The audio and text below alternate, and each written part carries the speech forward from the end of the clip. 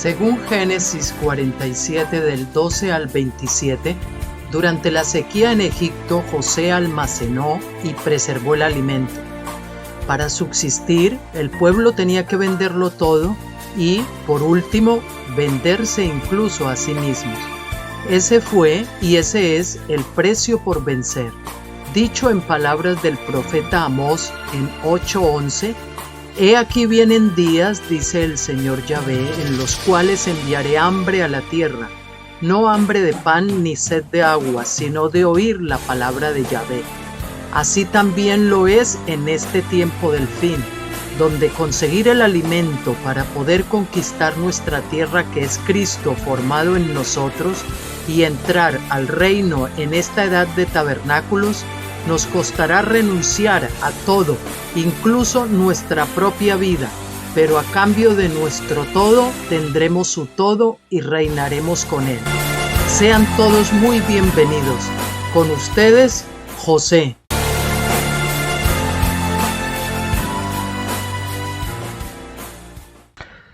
Hola, muy buenas tardes y muy bienvenidos, queridos amigos y hermanos, aquí de nuevo, continuando con el libro Los dos pactos de Stephen Jones, para que comprendamos la diferencia entre el viejo pacto y el nuevo pacto. La mayoría de la Iglesia que creemos de estos de estos 2000 últimos años, pues se cree que vive por el nuevo pacto, pero no. Hubo un momento en que el nuevo pacto se abandonó y se volvió, digamos, a la religión, al antiguo pacto, al tratar de hacer nosotros las obras para comprar los favores del Padre Dios. Imagínese, ¿no?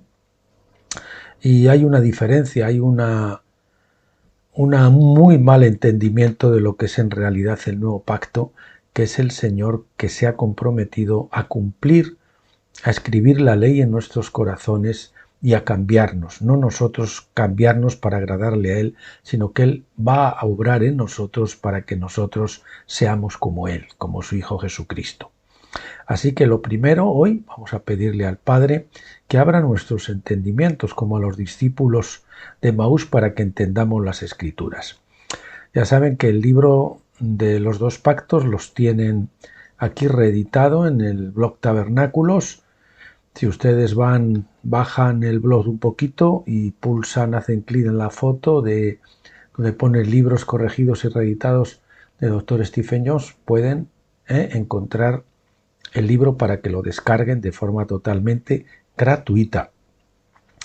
Y bueno, pues sin más preámbulos, pues empecemos con el capítulo 3, que es donde nos quedamos el otro día, y vamos a ello. En Gálatas 4, del 22 al 26, Pablo compara los dos pactos con Agar y con Sara. Agar era una esclava, mientras que Sara era una mujer libre. Cada una tuvo un hijo, el hijo de su matrimonio. Pablo dice que Ismael nació según la carne, es decir, por medios naturales que normalmente se ven en la tierra. Isaac, sin embargo, había nacido según el Espíritu y era un hijo de la promesa. Quiero hacer una aclaración. Normalmente no sé por qué tenemos la tendencia a pensar que Agar no era una esposa de Abraham.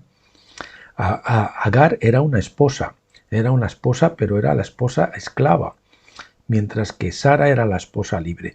Y ambas también, aparte de simbolizar los dos pactos, simbolizan los dos matrimonios bíblicos.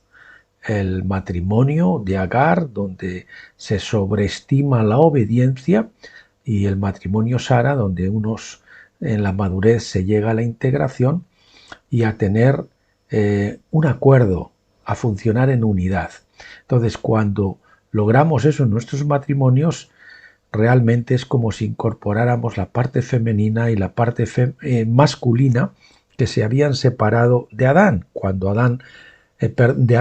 el Señor sacó a Eva de Adán, la parte masculina quedó en Adán y la parte femenina quedó en Eva. Es decir, la parte masculina y la femenina de Dios que había puesto en el hombre, porque Dios tiene los dos sexos, obviamente, o las características de ambos sexos. no es que sea hermafrodita, sino que tiene todas las características masculinas y femeninas al mismo tiempo, al unísono. Entonces, ahí se separaron, pero cuando se alcanza una unidad matrimonial de madurez, no basada exclusivamente en la imposición de una obediencia, entonces esas dos partes quedan integradas y se forma una única carne, que quiere decir una única unidad de propósito entre el esposo y la esposa. Bien, aclarado esto, continuamos. Dice, estas dos esposas y sus hijos representan una alegoría sobre los dos pactos. Ninguno de los dos debía ser despreciado, por supuesto, pero sin embargo debemos reconocer la verdad que Dios intentaba transmitirnos. Los hijos de la carne. Todos fuimos engendrados por un padre terrenal y nacimos según la carne cuando nuestras madres nos dieron a luz en el mundo. Una cosa es ser engendrado y otras cosas ser dados a luz más tarde. Abraham, Israel, David, Isaac y los discípulos, incluso Jesús, nacieron según la carne. Adán mismo, aunque nació como un hijo de Dios, Lucas 4:38, se volvió carne cuando pecó y podía engendrar solamente hijos de la carne. Se volvió carne quiere decir naturaleza carnal. Adquirió la naturaleza carnal, una naturaleza diferente de la que Dios tenía para él, ¿no? Jesús, sin embargo, nació por la promesa y fue el unigénito Hijo de Dios, teniendo un Padre celestial. Por ser nacido de Dios y nacido de una virgen, él era único. Por otra parte, Juan 1:12 dice, mas a todos los que le recibieron les dio potestad o el derecho de ser hechos hijos de Dios, a los que creen en su nombre, que nacieron, es decir, aquí la palabra está mal traducida, fueron engendrados, no de la sangre, es decir, de un linaje, ni de la voluntad de la carne, ni de voluntad de varón, sino de Dios. Como Jesús, así también somos capaces de ser engendrados por el Espíritu. Juan dijo que no necesitamos seguir siendo hijos de la carne. Los que aceptan a Jesús como el Cristo y como el mediador del nuevo pacto tienen el derecho de ser hijos de Dios, así como Jesús era hijo. La principal diferencia entre nosotros y Jesús, sin embargo, es que hay que hacerlo mediante un proceso de adopción, porque ya nacimos como hijos de la carne. Ningún hombre que tiene dos padres terrenales o que haya nacido de forma natural es hijo de Dios. Proceso de adopción o proceso de filiación, que es gradual, como ustedes ya saben.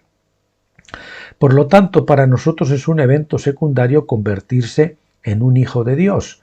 Tenemos que ser engendrados por el Espíritu y después de un tiempo de embarazo, nacer por segunda vez. Ahí tienen las tres fases: Pascua, Pentecostés, tabernáculos, engendramiento, gestación y nacimiento. El antiguo pacto, representado por Agar, solo puede producir hijos de la carne. Para Agar, su hijo era el elegido, es decir, el antiguo pacto ha escogido a los hijos de la carne para que sean el pueblo escogido de Dios. Esto se extiende mucho más allá de los hijos físicos de Israel.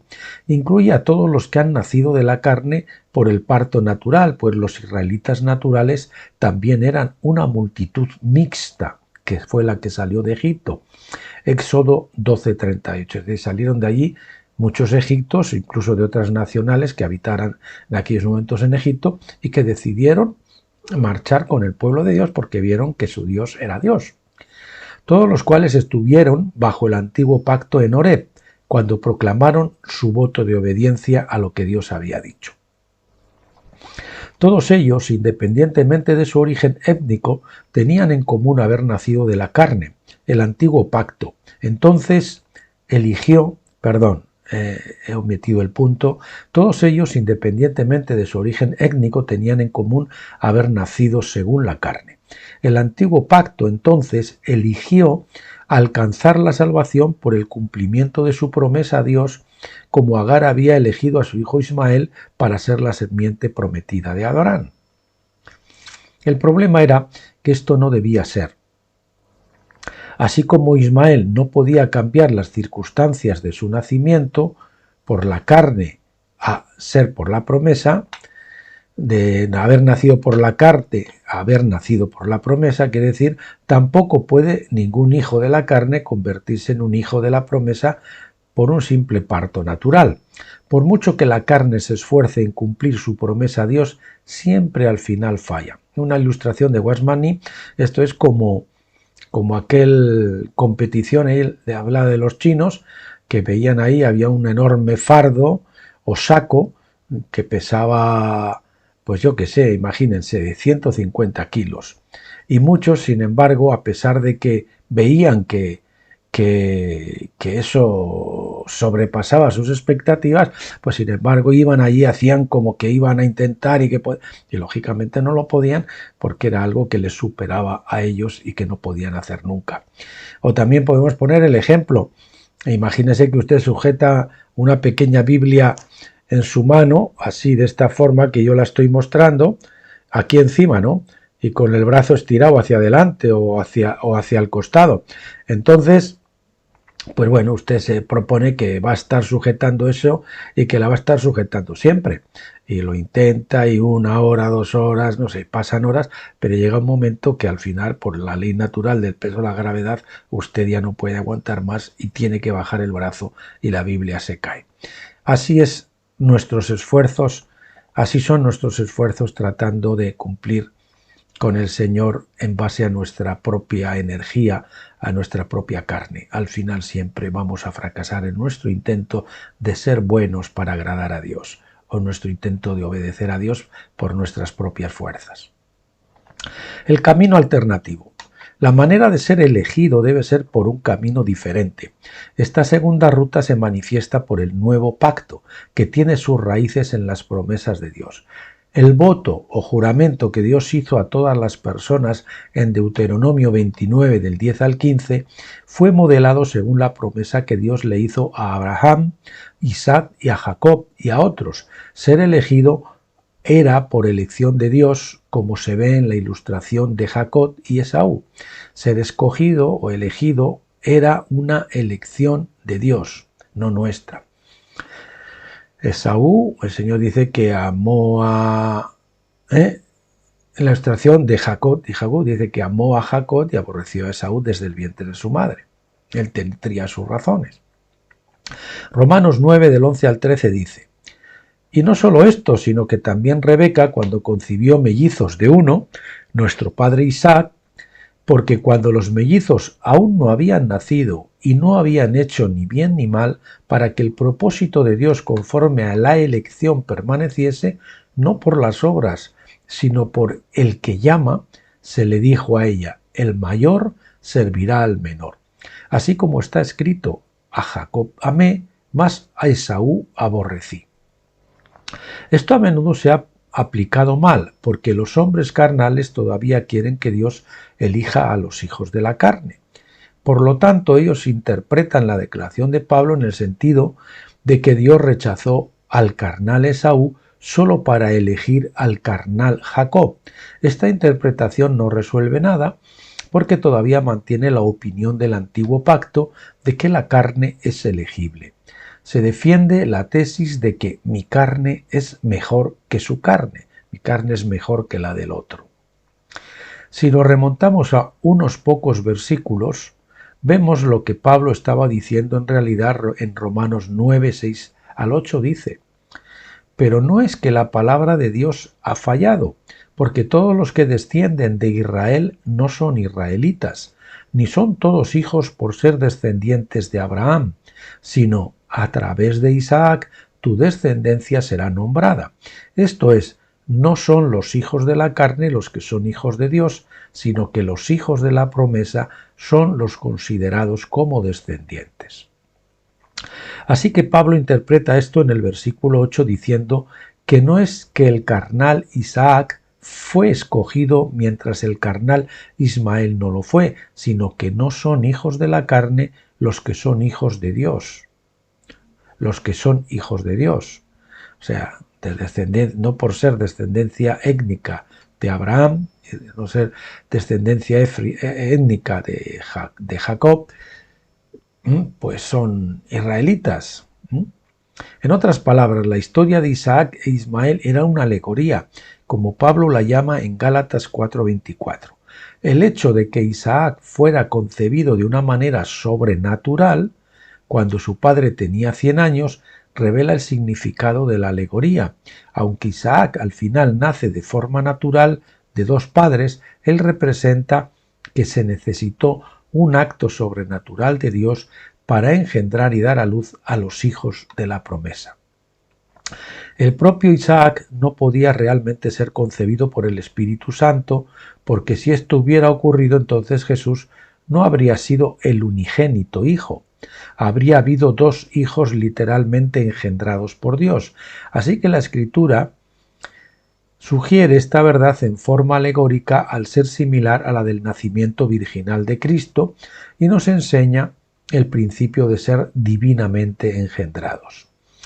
Ese principio muestra que todos los hijos de la carne están bajo el antiguo pacto porque son hijos de Agar, alegóricamente hablando. Por el contrario, los hijos de Dios están bajo el nuevo pacto y son hijos de Sara, alegóricamente hablando. De estos, Pablo dice en Gálatas 4:28, y vosotros, hermanos, como Isaac, sois hijos de la promesa. La intención de Pablo no era decir que los gálatas eran descendientes carnales de Isaac, sino que su fe en Cristo, el mediador del nuevo pacto, les había hecho como Isaac. Su condición de hijos de la promesa no tenía nada que ver con su carne, sino con el Espíritu Santo engendrando a Cristo en ellos. Echa fuera a los hijos de la carne. La conclusión de Pablo se da a continuación en Gálatas 4, del 30 al 31.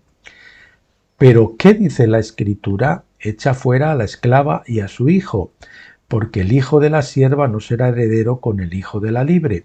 Así que, hermanos, no somos hijos de la esclava, sino de la mujer libre. Ojo, cristianos sionistas. Ojo, sionistas, judíos sionistas, israelitas sionistas por descendencia, porque esto está muy claro, echa fuera a la esclava y a su hijo. Algunos dicen, pero hay promesas de Israel, ¿verdad? Y de todo eso. Sí, claro, los israelitas han sido ya herederos de la promesa porque ellos físicamente se extendieron por toda Europa, de ahí pasaron a Estados Unidos, Canadá, etcétera, otros países. Y fueron precisamente los países cristianos los que recibieron la promesa y los que realmente pasaron a ser verdaderos judaítas y verdaderos israelitas. Judaítas al nivel de la Pascua e israelitas ya una vez que maduran, es decir, aquellos que han llegado a ser vencedores. Luego Pablo amonesta a los creyentes de Galacia a no volver al antiguo pacto, devolviéndose al judaísmo. Gálatas 5:1. Qué peligro, ¿verdad? Porque estos en nuestros días hay una fiebre, por lo menos desde que yo soy cristiano, con el tema de lo mesiánico y de lo de raíces hebreas. Y ahora ya no solo eso, no basta eso, ahora ya resulta que algunos están hasta convirtiéndose al judaísmo. Tremendo error. Estad, pues, recuerden, no son los hijos de la carne. Los hijos de la carne tienen que ser echados fuera junto con su madre Agar, que representa Jerusalén. Están poniendo la esperanza en Jerusalén vieja, en el viejo templo que quieren reconstruir, y eso va a ser echado fuera. Estad pues firmes en la libertad con que Cristo nos hizo libres, y no estéis otra vez sujetos al yugo de esclavitud. Recuerden que Jesucristo no es un profeta mentiroso, y él dijo que esa higuera echaría ramas, pero que jamás daría fruto, porque fue maldita. No pongan esperanzas en el judaísmo genealógico, ni en los israelitas genealógicos. Pongan su fe en Jesucristo, porque todos tenemos que ser salvos a través de Jesucristo. No hay otro nombre dado a los hombres en que podamos ser salvos. La naturaleza de esa esclavitud es evidente en que el antiguo pacto requiere a la gente jurar obediencia a fin de ser salvos, mientras que tal voto es admirable e incluso necesario como expresión de la voluntad de solo seguir a Dios, siempre está condenado al fracaso. Los votos colocan una obligación sobre el que los hace. Si un voto se puede guardar o pagar, entonces uno puede vencer la esclavitud de un voto, pero ningún hombre, aparte de Jesús mismo, ha sido capaz de guardar la ley perfectamente. El resto de nosotros que dependamos de nuestro voto o el voto de nuestros antepasados en Israel, nos encontraremos esclavizados por la ley a causa de nuestra desobediencia. El antiguo pacto entonces solo puede traer esclavitud. ¿Puede el antiguo pacto anular el voto de Dios? El nuevo pacto nos muestra un camino diferente. Dios, por su propia voluntad, hizo un voto o juramento de hacernos su pueblo, es decir, de salvarnos. Esto se ve en la primera vez que la palabra pacto se usa en la Escritura, en la que Dios hizo un pacto con toda la tierra en el tiempo de Noé. Cuando ese pacto se le dio a Noé, para que quedara registrado y que pudiéramos aprender de él, Noé no estaba obligado a prometer nada a cambio. De hecho, la propia tierra no estaba obligada a hacer un voto a Dios. Dios tomó toda la responsabilidad por salvar la tierra, toda la responsabilidad de salvar la tierra. El hombre no intervenía para nada. Lo mismo ocurrió cuando Dios hizo el segundo pacto con Israel y con los extranjeros, entre ellos, e incluso con todos los otros que no estaban presentes, Deuteronomio 29 del 10 al 15, un texto que ha salido mucho últimamente. Dios prometió hacerlo su pueblo y ser su Dios, y este voto se situó por encima de cualquier respuesta humana. Dios asumió la responsabilidad de que esto ocurriera. Las personas que oyeron acerca de este juramento divino pudieron haberse mirado el uno a otro y decirle: ¿cómo podrá hacerse eso viendo que mi carne es incapaz de plena obediencia? ¿Podrá anular la voluntad de mi carne? ¿Podrá Él realmente transformarme a mí y a todos nosotros en su pueblo? La respuesta es sí, con mayúsculas. Lo resaltamos. Dios es más poderoso que la carne. Su voluntad es más fuerte que la voluntad del hombre. Él es todopoderoso. Él tiene la sabiduría para saber cómo hacerlo y cómo superar toda la oposición de las voluntades de los hombres. Él estaba motivado por el amor al hacer tal voto. Aunque la mayoría de las personas, incluso las cristianas, les resulta difícil que Dios tiene la capacidad de cumplir su juramento o voto, pero ni aun su falta de confianza puede anular la promesa de Dios. La religión carnal se trata de ser salvados por el poder de la carne y por la voluntad del hombre. No se puede alcanzar la justicia por esos medios. El concepto hebreo de justicia tiene sus raíces en la propia capacidad de mantener la palabra, es decir, de cumplir con sus votos. Nuestros votos del antiguo pacto siempre fracasan, porque la carne es incapaz de cumplir con nuestras buenas intenciones, pero Dios es justo, porque su juramento del nuevo pacto es más que una buena intención. Él es realmente capaz de hacer lo que dice que va a hacer. Así como Abraham dijo que creía que Dios era capaz de cumplir lo que había prometido, a pesar de que él ya estaba fuera de juego junto con su esposa, porque habían perdido ambos la capacidad de procrear por su edad. Sí, Él salvará a todo el mundo, por eso fue que Jesús murió en la cruz. Primera de Juan 2.2, recalcamos, salvará a todo el mundo. Pero esto establecido en el plan divino y profetizado en la ley, los profetas, los salmos y en el Nuevo Testamento, tomará tiempo. El antiguo pacto no tiene poder para invalidar la promesa de Dios. Pablo dice en Gálatas 3:17, lo que digo es esto, la ley que vino 430 años después, quiere decir después de la promesa hecha a Abraham, no invalida un pacto previamente ratificado por Dios, así como para anular la promesa, porque si la herencia estuviera basada en la propia capacidad de mantener la ley, eso está entre corchetes, es decir, que no viene en el texto dice porque si la herencia estuviera basada en la ley, y nosotros leyendo ese añadido lo leemos así, porque si la herencia estuviera basada en la propia capacidad para mantener la ley, ya no se basaría en una promesa, sino que Dios se la concedió a Abraham mediante una promesa.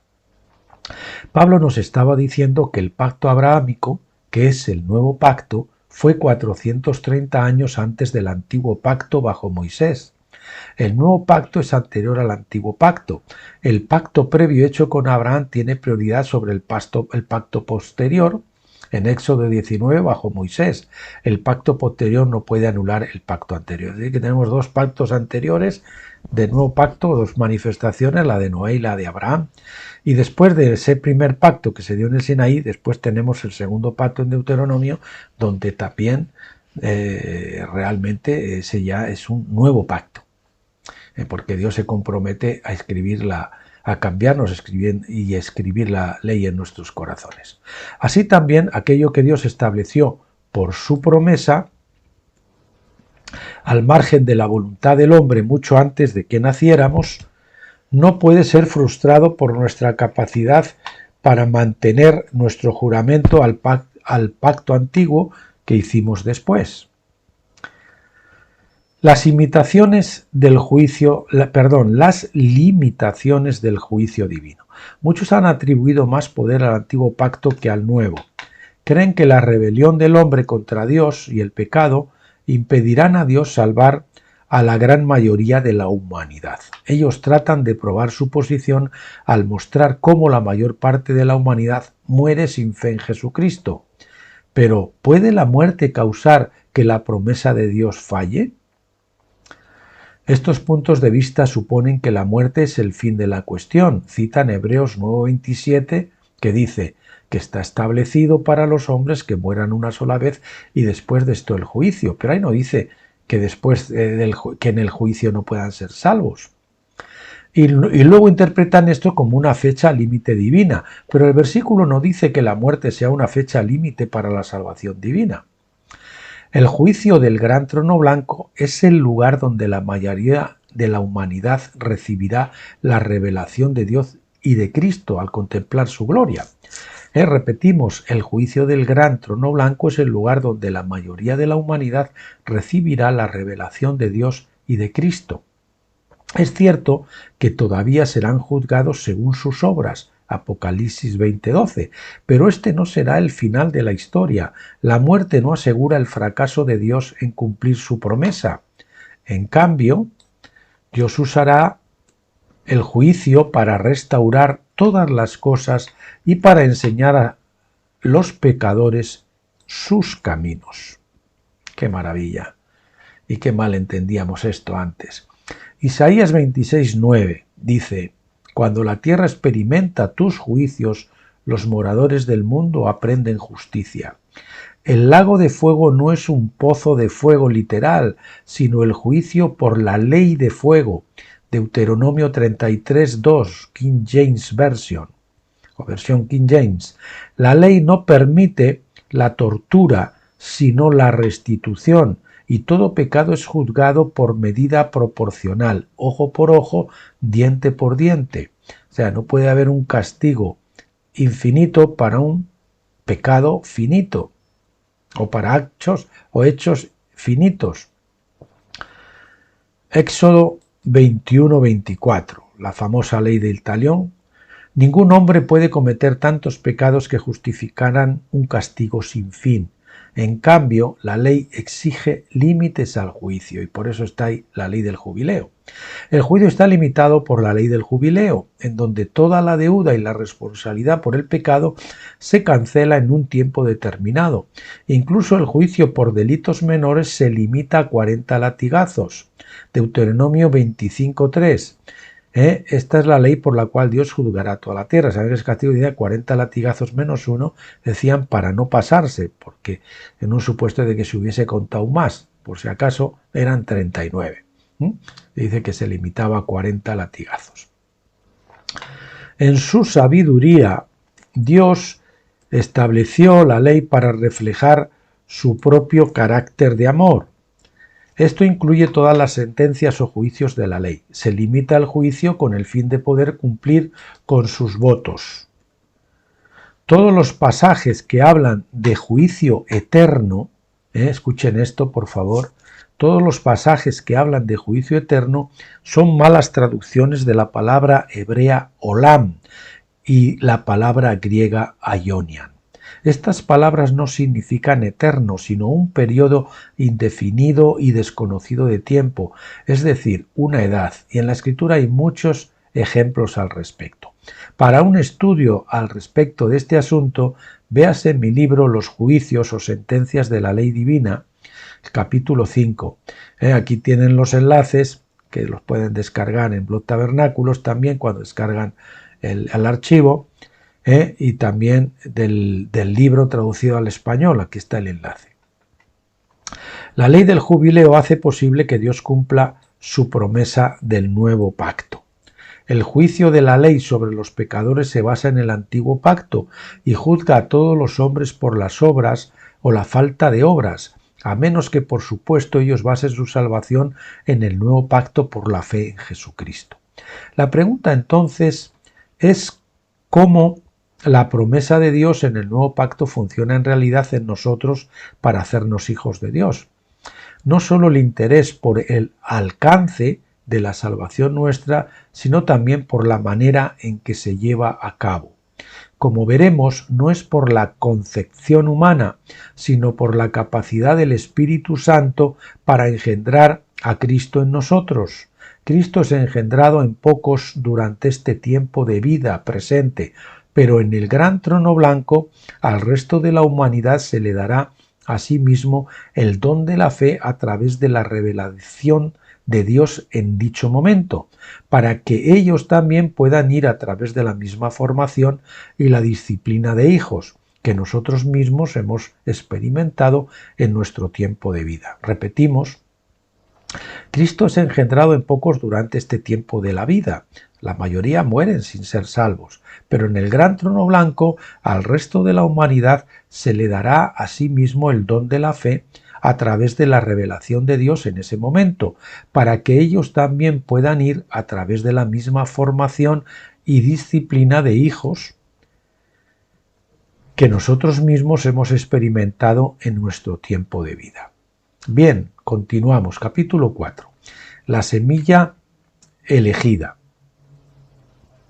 El pueblo elegido del nuevo pacto son los hijos que son engendrados de Dios por la acción del Espíritu Santo a través de la semilla de la palabra evangelio. Esto está en contraste directo con el pueblo elegido del antiguo pacto que fueron engendrados por meros hombres.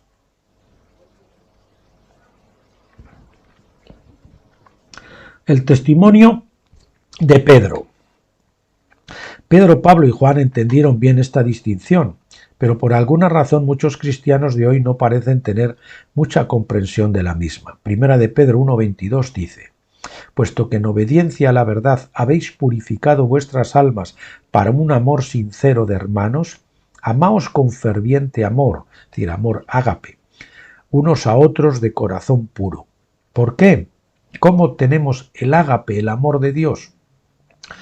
Dice el versículo 23, porque habéis nacido de nuevo.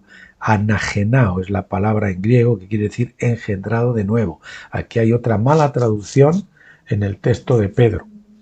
No es porque habéis nacido de nuevo, sino porque habéis sido, engendrados de nuevo. No de simiente corruptible mortal, sino de incorruptible, inmortal, es decir, a través de la palabra viva y permanente de Dios. Pedro no estaba hablando del nacimiento, sino del engendramiento. La semilla no es necesaria para dar a luz, pero es un ingrediente necesario para la concepción o engendramiento. La palabra griega gennao puede variar de significado dependiendo del contexto. Cuando se aplica a un hombre significa engendrar, cuando se aplica a una mujer significa dar a luz. Aquí Pedro habla de semilla que engendra. Repito este párrafo porque es fundamental para entender los textos que se han traducido mal como nuevo nacimiento, o hablando de nacimiento cuando tienen que ser traducidos por engendramiento. Dice: Pedro no estaba hablando del nacimiento, sino del engendramiento. La semilla no es necesaria para dar a luz, pero es un ingrediente necesario para la concepción o engendramiento. La palabra griega genao, que se ha traducido por nuevo nacimiento, puede variar de significado, que se ha traducido indebidamente por nacimiento, porque es engendramiento. Puede variar de significado dependiendo del contexto. Cuando se aplica a un hombre significa engendrar, cuando se aplica a una mujer significa dar a luz. Aquí Pedro habla de semilla que engendra. La semilla inmortal es la palabra de Dios que vive y permanece. Esto se contrapone a la semilla mortal por la cual fuimos engendrados por nuestros padres terrenales. La semilla mortal, aunque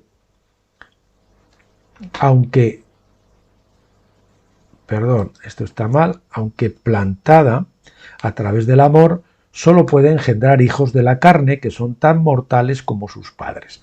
Por el contrario, Pedro dice que los creyentes fueron engendrados por segunda vez a través de la semilla inmortal que es la palabra de Dios. El contraste entre las dos semillas se ve aún más en 1 de Pedro 1, 24 al 25, que dice: porque toda carne es como hierba, y toda su gloria como la flor de la hierba. La hierba se seca y la flor se cae, pero la palabra del Señor permanece para siempre. Y esta es la palabra que os ha sido anunciada. Los hijos de la carne nacidos de la semilla mortal son como la hierba y las flores. La hierba es buena, pero se marchita. Las flores pueden ser muy bellas, pero soportan solo por un corto tiempo. De ahí también que los hijos carnales, a pesar de lo hermosos que son, finalmente mueren como las flores y la hierba. Pero los hijos espirituales, aquellos engendrados por la semilla viva de la palabra, no mueren. Todos hemos sido engendrados por semilla mortal. Esta es la naturaleza de nuestra carne, independientemente de nuestra genealogía o etnia. Esa carne es mortal y no puede soportar la prueba del tiempo. Solo cuando la palabra inmortal de Dios engendra un hombre de la nueva creación dentro de nosotros, podemos dar a luz a un hijo inmortal de Dios. Los hijos de la carne, es decir, aquellos cuerpos que fueron engendrados por semilla mortal y nacieron a través de la normalidad del parto, fueron elegidos por el antiguo pacto para ejercer su voluntad para hacer la voluntad de Dios. Ellos fueron elegidos para tratar de alcanzar la inmortalidad por la obediencia. Su justicia se basaba en su capacidad para mantener el voto al antiguo pacto, que es por su propia voluntad, por su buena intención y por sus propias obras. Dios siempre da a la carne la primera oportunidad de tener éxito, pero su verdadera intención es enseñarnos que toda carne es como hierba y que la carne siempre fallará al final. Lamentablemente, hasta que no somos llevados por el Espíritu a probar que con nuestra carne no podemos servir a Dios, que no podemos conseguirlo, que no podemos hacerlo, no vamos a desistir, no vamos a cesar de nuestras obras y no nos vamos a rendir para dejarle a Él el mando completo. No el asiento del copiloto, sino el asiento de conductor. Los hijos de Dios, aquellos engendrados por la semilla inmortal de la palabra de Dios, que vive y permanece, son el pueblo escogido del nuevo pacto. Estos hijos tienen una nueva identidad, si es que se identifican con ese hombre nuevo. Todos debemos hacernos la antigua pregunta: ¿quién soy yo? ¿Soy el hijo de la carne que mi padre engendró y mi madre dio a luz?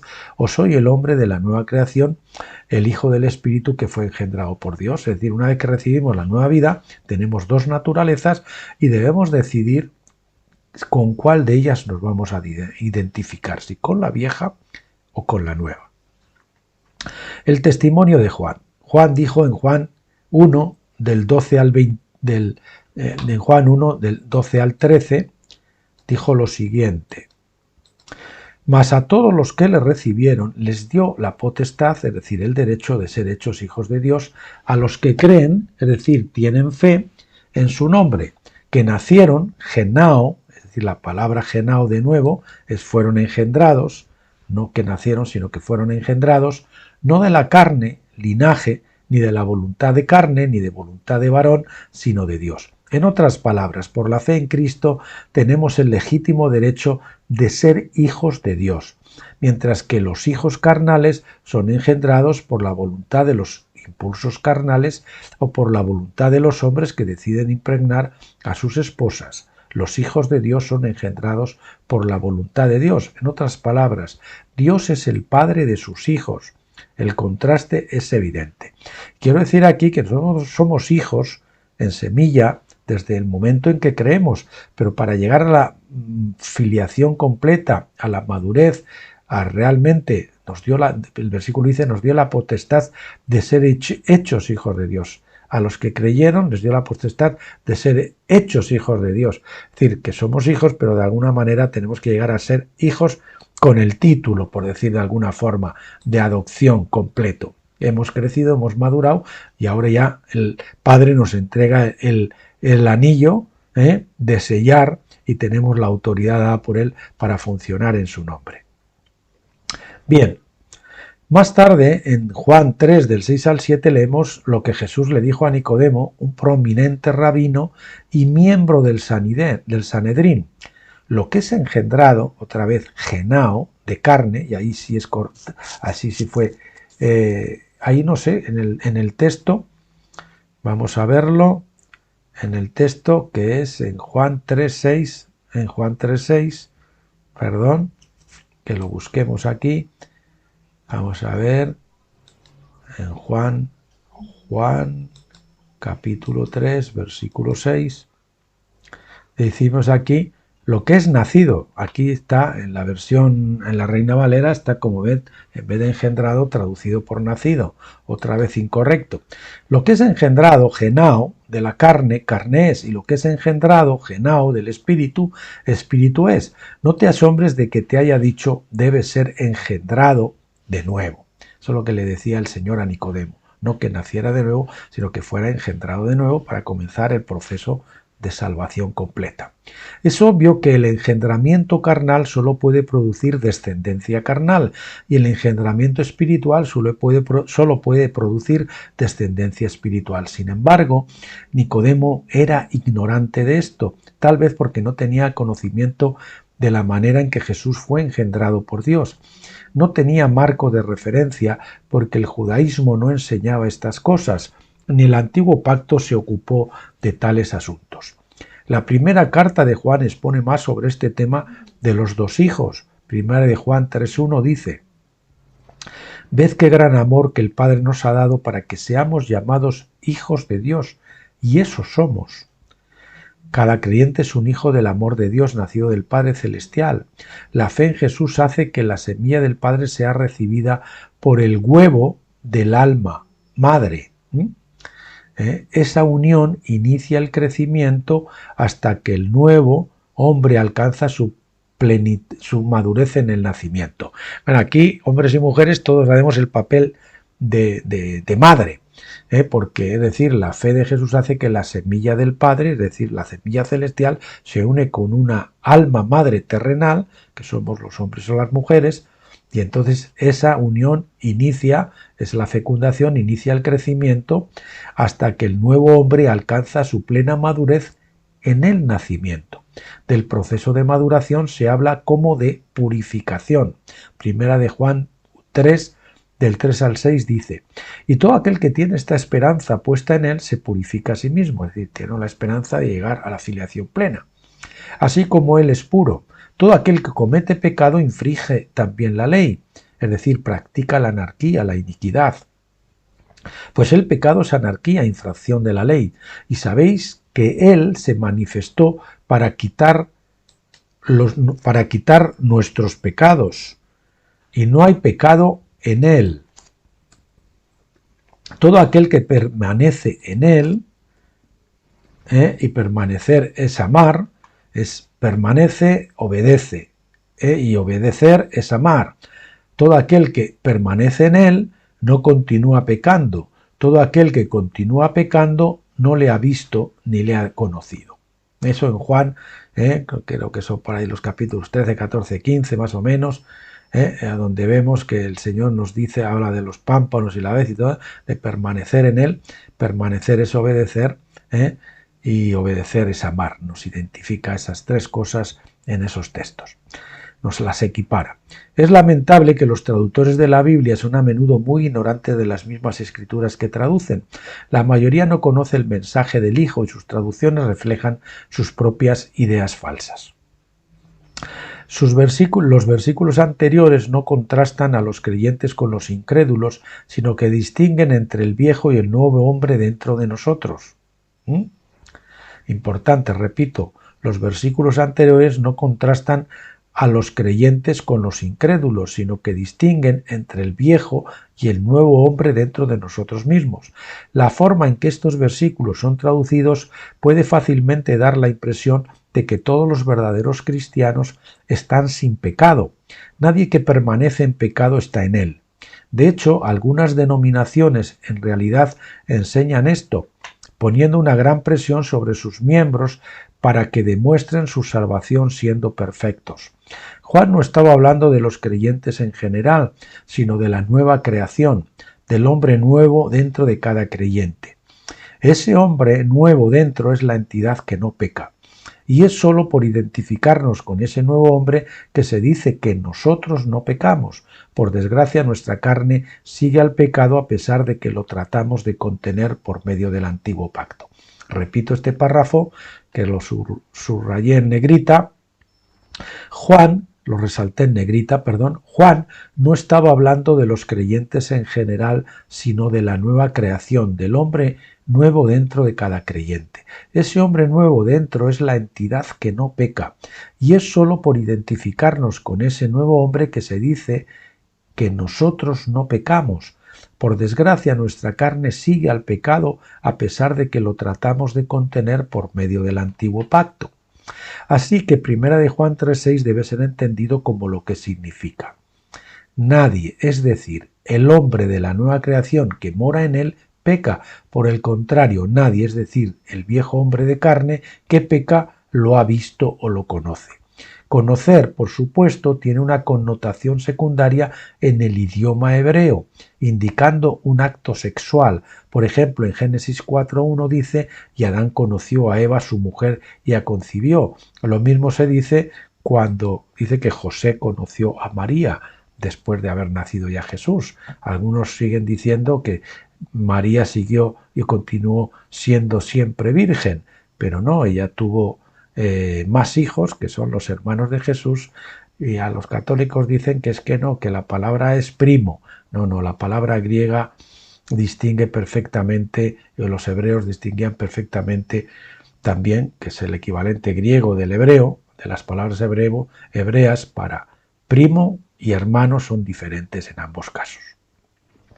Juan usa esta misma terminología para sugerir una concepción espiritual mediante conocer a Dios. En 1 de Juan 3:9, el pensamiento continúa. Ninguno que es engendrado, de nuevo, genao, es decir, no ninguno que es nacido, sino engendrado de Dios practica el pecado, porque la simiente de Dios permanece en él, y no puede pecar porque es engendrado genao, es decir, nuestra nueva creación no peca. La que está pecando es nuestra vieja creación cuando pecamos, porque la nueva es incapaz de pecar. Y llegará un día en que estaremos totalmente identificados con la nueva creación y entonces ya no pecaremos. En otras palabras, el hombre de la nueva creación dentro de todos los que tienen fe en Cristo es incapaz de pecar porque la simiente de Dios permanece en él. Por la misma razón, Jesús, el Hijo patrón, el patrón que modelamos los demás, era sin pecado. Haber nacido de una virgen, no habiendo tenido un padre carnal, significa que la semilla de Dios permanecía en él. Él era el modelo para que todos los que han experimentado el segundo engendramiento, que también culminará con el segundo nacimiento en el cumplimiento de los tabernáculos. Nosotros, al igual que Jesús, somos cubiertos por la sombra del Espíritu Santo. Jesús es engendrado en nosotros, es gestado durante un tiempo en nosotros y al final damos a luz a Cristo. La nueva creación brota en ese nacimiento que viene ya en la tercera etapa de tabernáculos. Algunos cristianos entienden mal esto y enseñan que nadie es un verdadero cristiano a menos que sea sin pecado. Al interpretar esto a través de los ojos del antiguo pacto, pierden todo el sentido de la discusión de Juan y ponen a las personas en esclavitud. Es el hombre de la nueva creación el que es sin pecado, no el hombre carnal que fue engendrado por los padres terrenales. El testimonio del apóstol Pablo. Pablo dice en 1 Corintios 4:15, en De Emphatic Dialogue, la versión De Emphatic Dialogue, porque aunque vosotros podéis tener millares de líderes en Cristo, sin embargo no muchos padres, porque en Cristo yo os engendré a través de las buenas nuevas, o a través del Evangelio. Pablo entendió que estaba actuando en nombre de Cristo cuando él entregó el Evangelio a los corintios. Por ese Evangelio o buenas nuevas engendró a Cristo en ellos, con la semilla del Evangelio. El resultado de este engendramiento se ve en Colosenses 1:27, que habla de Cristo en vosotros, la esperanza de gloria. Es decir, Cristo siendo engendrado en nosotros, hay una esperanza de gloria, de que vamos a ser glorificados, que vamos a alcanzar la perfección, la madurez, la inmortalidad. Entonces, ese es el asunto, ¿no? Y fíjese que esto se lo está diciendo a creyentes. Es Cristo en vosotros la esperanza de vida. Y hay otro texto que dice: hijitos míos, por los que sufro dolores de parto, hasta que Cristo sea formado en vosotros. Es decir, son hijitos, ya son cristianos, son creyentes, pero todavía él era como la madre que estaba gestando y sufriendo esos dolores para llevarlos hasta la madurez, hasta que Cristo naciera en ellos, fuera formado en ellos. Pablo expone extensamente sobre la diferencia entre el hombre carnal y el hombre de la nueva creación en Romanos 7. Allí, también en Corintios, donde habla del hombre natural, ¿verdad? Y del hombre espiritual. Allí se muestra la forma en que se había identificado con el hombre espiritual, pero también la forma en que todavía tenía que lidiar con el hombre carnal. Romanos 7, del 15 al 17, presenta este pasaje diciendo: por lo que yo, es decir, mi carne, estoy haciendo, yo, mi verdadero yo, el hombre espiritual, no lo entiendo. Porque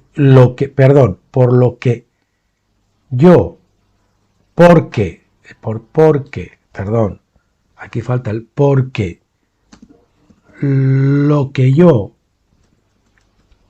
es decir, mi carne, estoy haciendo, yo, es decir, mi verdadero yo, el hombre espiritual, no lo entiendo, porque yo, de nuevo mi carne, no practico lo que es decir, a mi espíritu le gustaría hacer, sino que yo, de nuevo mi carne, estoy haciendo lo que odio. Pero si yo, es decir, mi carne, hago lo que mi espíritu no desea hacer, mi espíritu está de acuerdo con la ley, reconociendo que es buena.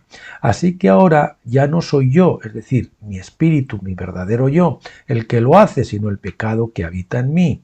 Pablo describe el conflicto entre sus dos yoes. Anteriormente, en Romanos 6:6, él llama al carnal yo con el término viejo hombre, según la King James Version, o si prefieren la Reina Valera, porque la King James Version fue traducida de la Reina Valera española, o en la New American Standard Bible, la NAS, traducido el viejo yo. Pablo claramente se identificó a sí mismo no como el viejo, sino como el hombre nuevo que ha sido engendrado por Dios. Él dice que si peca, no es el hombre el que peca, sino el viejo. No es el nuevo hombre el que peca, sino el viejo. Al identificarse a sí mismo como el nuevo hombre, Pablo dijo: estoy de acuerdo con la ley, Romanos 7:16, negándose a excusar la carne de sus caminos pecaminosos. En Romanos 7:22 dice además: me deleito en la ley de Dios con el hombre interior, la nueva creación, el nuevo hombre, el nuevo yo. El problema, dice, es que el viejo hombre de carne había hecho la guerra contra su hombre espiritual interno. Él había sido hecho prisionero de guerra por su hombre carnal, pero entonces él se regocija al saber que Cristo lo ha liberado de la prisión. Pablo concluye su discusión en Romanos 7:25. Así que, por un lado, yo mismo con mi mente, es decir, se refiere a la mente espiritual, porque el espíritu tiene su propia mente, sirvo a la ley de Dios. Por otro, pero por otro, con la mente de la carne, el alma tiene su propia mente, la carne, a la ley del pecado. Pablo deja claro que la ley de Dios no es el problema, ya que solo refleja la naturaleza de Dios. Define lo que queremos llegar a ser cuando el viejo hombre esté totalmente muerto y nuestro nuevo hombre sea totalmente liberado de la prisión. El problema no es la ley, sino el antiguo pacto, porque el viejo hombre no puede mantener su voto de ofreciente. Es decir, hay que distinguir entre la ley y el pacto. No es estar bajo la ley, no es que la ley haya sido, no estar bajo la ley no es que la ley haya sido quitada, sino que ya la ley no nos acusa, pero la ley sigue ahí. Nuestros pecados han sido perdonados y hemos sido excusados por la ley, pero la ley sigue ahí. Pero el antiguo pacto, eso sí, ese es el que ya no tendríamos que hacer, que consiste en mantener el voto de obediencia por nuestra propia fuerza, es decir, por nuestro viejo hombre, nuestra vieja naturaleza adánica. Uno puede llegar a ser un hijo de Dios solo a través del nuevo pacto, que es por la promesa de Dios. Esa promesa comienza a obrar en nosotros cuando somos engendrados por nuestro Padre Celestial a través de la fe en su palabra viva. Después que somos engendrados, nuestro nuevo hombre espiritual es dirigido por el Espíritu Santo de acuerdo con la ley que expresa la naturaleza de Dios. El hombre espiritual es ya justo, no puede pecar porque la simiente de Dios permanece en él. Si nos identificamos con ese hombre de la nueva creación, entonces podemos saber que somos salvos a pesar de lo que haga el viejo hombre. Es decir, bueno, yo he pecado y me doy cuenta de que he pecado, pero que ha sido mi viejo hombre. Y voy a reaccionar diciendo, bueno, sé que cuando sea perfeccionado y mi viejo hombre quede completamente sepultado, ya no voy a pecar.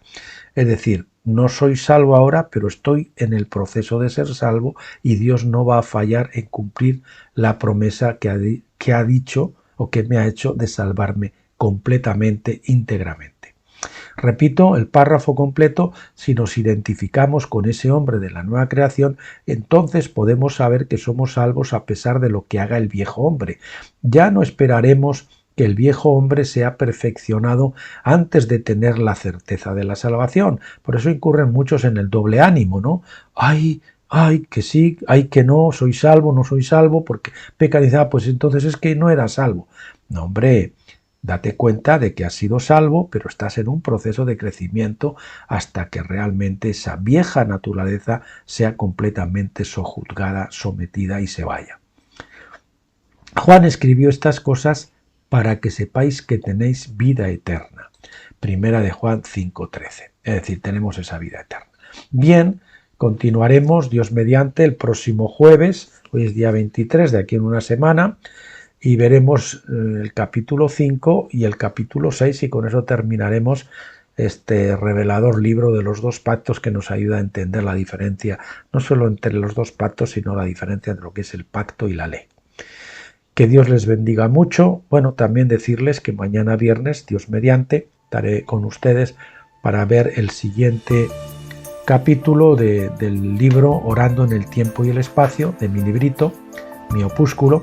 Y no sé si se lo podremos terminar, si no sería ya también para el siguiente, porque es un libro para hacer en 2, máximo 3 vídeos.